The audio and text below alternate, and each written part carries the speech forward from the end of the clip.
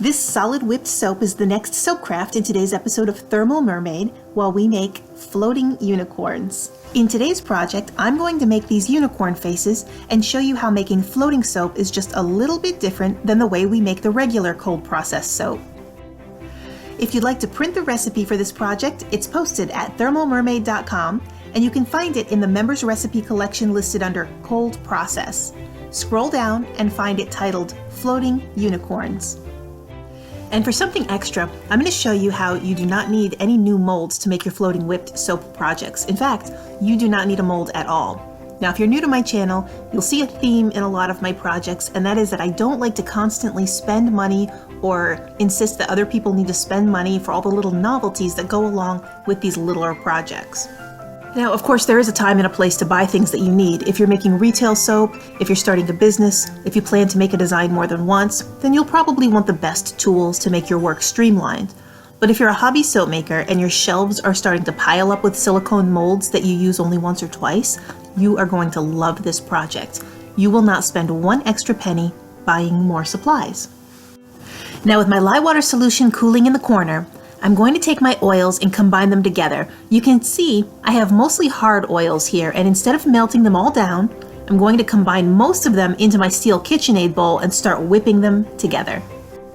Soap floats because it's made to be lighter than water, and to do this, we're going to whip air into the oil and fluff it up. Now, the easiest way to get the oils to float are to use a large percent of hard oils. You might recognize that Ivory is best known for marketing its floating soap, and the most common question that I get is, isn't this already patented? Can I make and sell floating soap? Well, yes, you can with no worries. If you look up patent records, there are a couple of dozen types of floating soaps listed from various companies. Patents include not only the recipe, but specific production methods and the structure of an item. Is it shaped like a ring? Is it shaped like a football? What color is it? These are very specific, and they're meant to prevent mass production that copies something that's already been branded.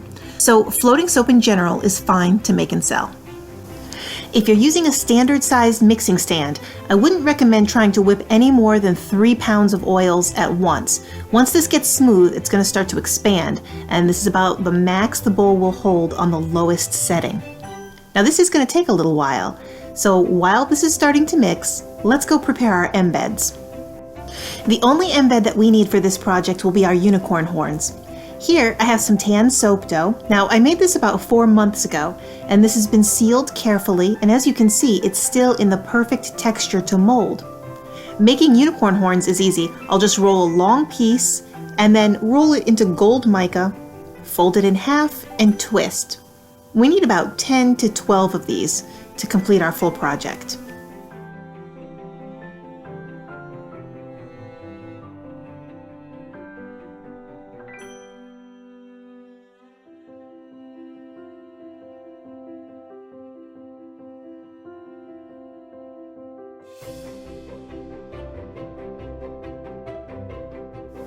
Back in the mixer, things are starting to look pretty smooth.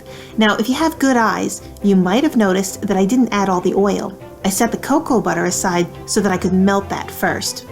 It was just too hard to throw into the mix, so that now that we have everything at a nice smooth texture, we'll add that in now.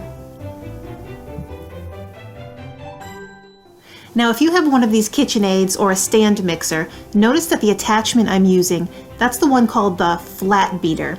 And it looks just like it's described. And the reason I'm using this one compared to the big whisk or the dough beater is because I'm allowing those oils to just be folded on top of each other in one large swoop over and over again. So we're really incorporating the air when you use the flat beater.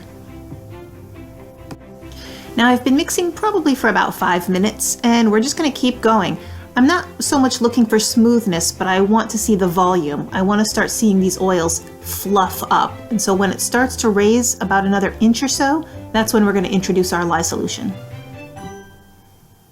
And in another 5 minutes, I'm happy with what the oils are doing. So now I'm going to carefully pour this lye solution into the mixer. Now, I have this on the slowest setting, and I'm pouring the lye very, very slowly. I've got complete control over this, and I'm going to let it just fold right into the oils. But if you don't feel comfortable pouring lye water this way, then of course, turn the machine off and add it when everything is still. Just keep in mind that what I see from my angle might not appear exactly the same to you from what you see on the camera. So pouring the lye into a working mixer might not be safe under your conditions if you're trying to replicate this, and you'll just have to defer to your own senses for that. Now this is behaving beautifully, and after we give it just a moment to mix up, I want to see for myself if the lye water has sunk to the bottom or if it's being incorporated into the oils. The oils are nice and fluffy, so naturally the water is going to go straight to the bottom of this bowl. So we're going to give it a little bit of a check. And from what I can see, the bottom looks pretty uniform. There doesn't seem to be any wild separation happening, so we're just going to turn it right back on and let it keep mixing for a few more minutes. It's starting to look like an awful lot of soap batter, but we're still working with just 3 pounds of oils. So we're going to add our fragrance oil in the proper ratio, which would be 1.5 ounces.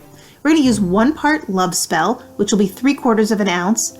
And the second part is going to be Cotton and Blossoms. The two of these combinations are going to make a nice, light, whimsical floral scent. And to me, it smells like unicorns. All right, we have been mixing for a very long time at this point, and what I want to do is get this off the stand, and I do want to make sure that we've incorporated the very, very bottom of the soap batter because it's really hard to see through all of this thick, fluffy oil. So I'm going to throw my stick blender in there right down at the bottom to make sure there aren't any pools of lye water solution that have made their way down to the bottom and haven't incorporated in. And we're finally ready to start making our unicorns. Now before we make the base little cakes, we're going to separate 4 small parts so that we can make our colors so that we can pipe the tops. So we'll separate the soap right now, and then we'll move along to mold the base of our floating soaps. Now remember when I said there were no molds involved in this project? These are just cardstock paper rings that I've cut into 2-inch strips and taped the ends together. They make about a 5-inch circle, and each ring is sitting on a cookie sheet with wax paper. They have no bottoms. You don't need them. Now I'm going to start filling these rings with whipped soap, and the soap will stay in place. Now here's the beauty. Watch as I fill these. Nothing leaks from the bottom. This means the soap is whipped and it's combined perfectly. There's no separation, and the batter's not too thin. Now when you try this, just fill 1 ring at first and give it a few seconds. If it spills out from the bottom, then you haven't whipped it enough and it won't float. If everything stays in place, then finish filling the rest of the rings because your soap is perfect and it will float for sure when everything is done. Now, if you haven't whipped it enough, just collect it all back up, put it back into the mixing stand, and give it another 5 to 10 minutes.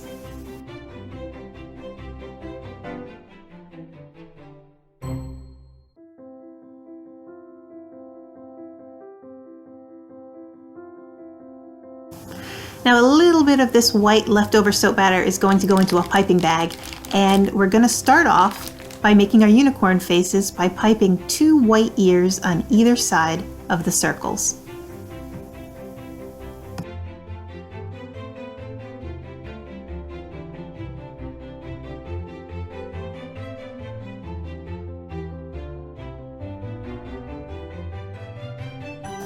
Next comes our nice light pastel amaranth pink mica.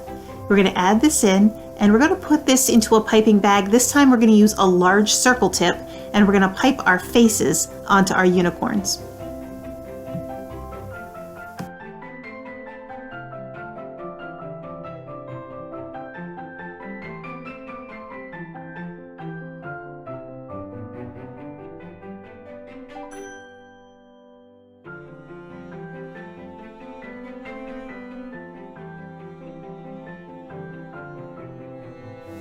Now it's time to reach over and grab our embeds and place 1 unicorn horn right in the center of every little forehead.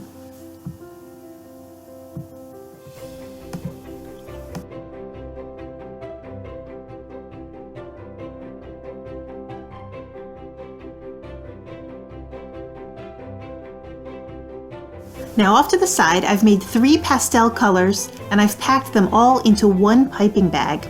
And we're going to use this for our unicorn's hair and to decor its mane on the top of their little unicorn heads. As you can see, we've got a purple, pink, and a sea green color, and that's going to come out in a swirled ombre.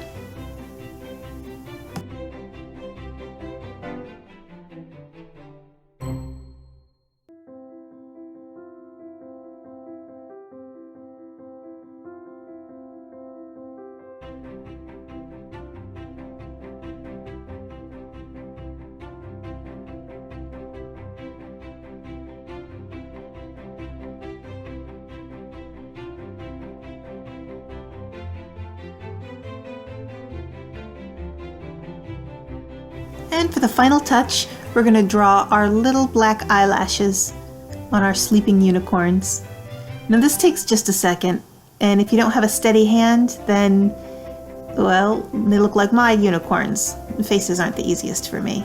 But here we are anyway, with the very final touch of our unicorn faces.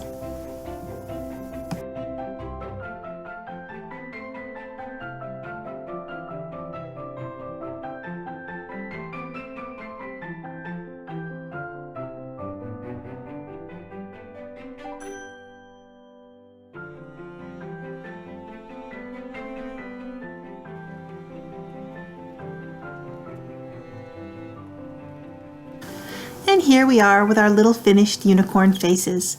Now we're going to give these a good solid 24 hours to firm up, and then when we're done, we're ready to take them out of their molds. And of course, it's just as easy as peeling the paper away.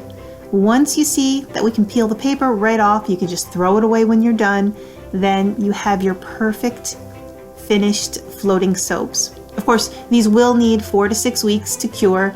And of course they'll cure a little bit faster because the water will evaporate out of these a little bit more easily than they would if they were just a normal bar of soap. So they'll be ready. Now you can expect with floating soap that they don't last as long as a normal bar of soap. They actually dissolve much more quickly. And these are great novelty items when you want to make a fun bath toy for something for kids to play with. Now, because they dissolve so quickly, you also don't really want to use your heavy, expensive oils in these types of soaps. So again, they're more likely to be something that you'd make for kids. You can make nice, gentle soaps, but I would refrain from putting the heavy vitamin E's, the jojobas, the argons, and those types of oils into these bars because they don't last as long and they're not as rich and luxurious. I hope you enjoyed this episode of Thermal Mermaid with our floating unicorns, and check out exactly what our soap looks like in action. We'll drop it right into this bowl and you can see exactly what our big oversized floating soap will do when you throw it in the tub.